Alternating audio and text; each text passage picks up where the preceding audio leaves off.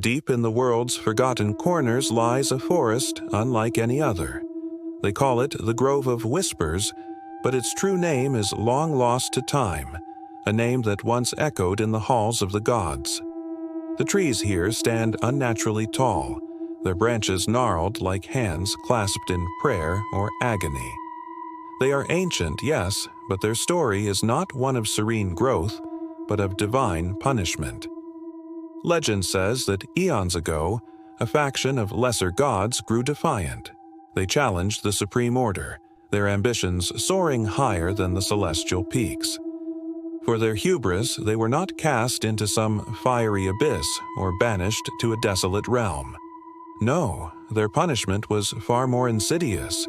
They were stripped of their power, their ethereal forms bound and twisted and rooted to the very earth they sought to command. Each and every tree in this hallowed haunted grove was once a deity. They were turned to wood, their divine essence trapped within the bark and sapwood, sentenced to an eternity of silent immobility. For centuries, the forest was left untouched, a somber monument to a forgotten rebellion. The world moved on, and the memory of the fallen gods faded into myth. But humanity, ever curious and ever needy, eventually stumbled upon its borders. The wood was strong, the canopy thick, and the lure of untapped resources was too great to ignore. The first travelers who entered felt it immediately. A palpable weight in the air, a silence so profound it was deafening.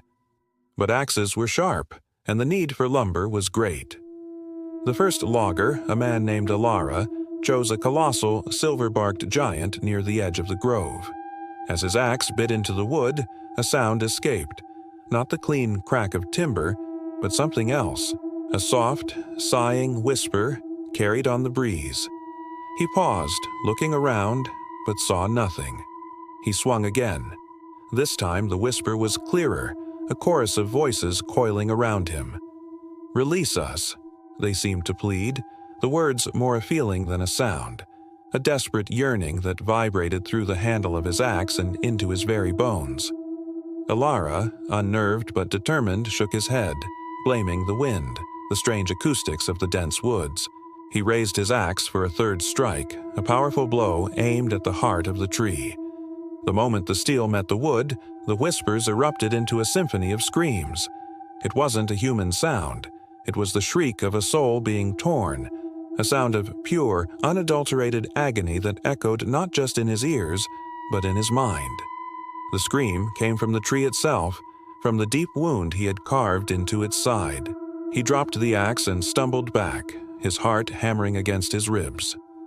From the gash in the silver bark, a thick golden sap began to ooze, shimmering like liquid light, like divine blood.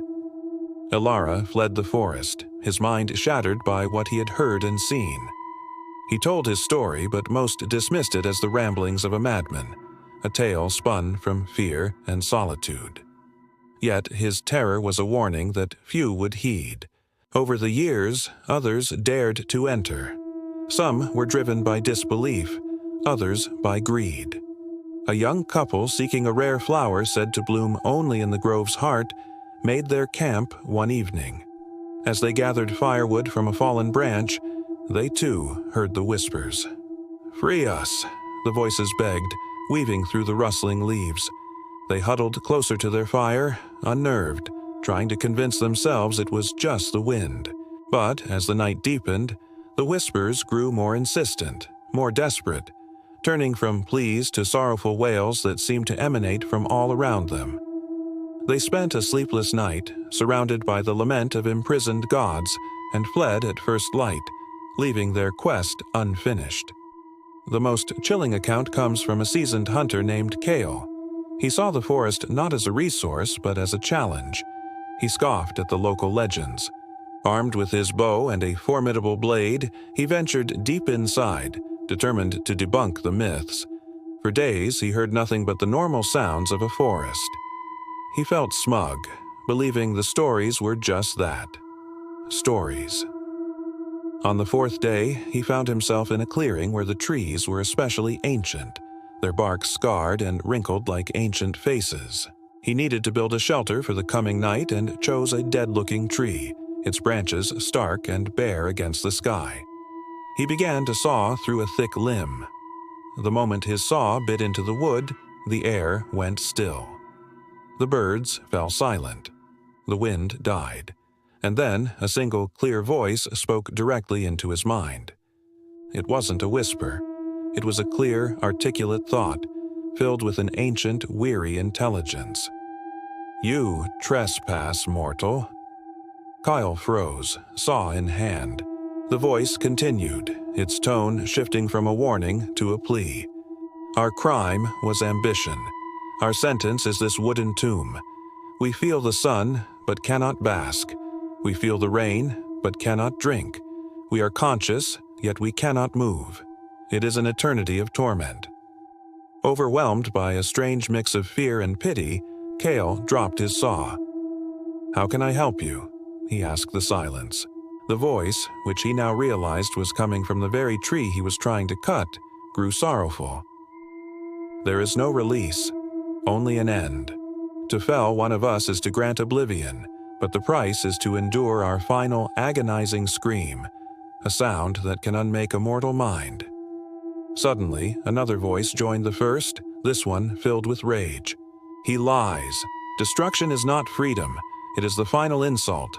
Leave this place. Leave us to our penance." A cacophony of voices erupted, a furious debate among the silent wooden gods, arguing their fate within the confines of Cale's own mind. Some begged for the oblivion of the axe, others cursed any who dared touch them. The conflicting psychic energies were overwhelming. Cale clutched his head, the divine argument threatening to tear his sanity apart. He ran, not from a physical threat, but from a war being waged inside his own skull. Today, the Grove of Whispers remains. It is marked on no map, but its legend persists. They say the forest is growing, that new saplings sometimes sprout overnight, saplings that were never planted. Locals believe that whenever a soul with a touch of hubris or divine defiance dies near its borders, the forest claims them, adding another prisoner to its silent, eternal congregation. The trees stand as a timeless warning, a warning against unchecked ambition, against challenging the natural order. And for anyone foolish enough to enter with an axe or a saw, they offer a terrible choice. Leave the gods to their suffering, or try to grant them release and risk losing your own mind to their final deafening scream. The whispers continue, a constant, sorrowful plea for a release that can never truly come. Thank you so much for joining me on this journey into the Grove of Whispers. If you enjoyed this story, don't forget to like, subscribe, and hit that notification bell so you don't miss our next dive into the unknown. Let me know in the comments what you would do if you heard the trees speak. Until next time, stay curious.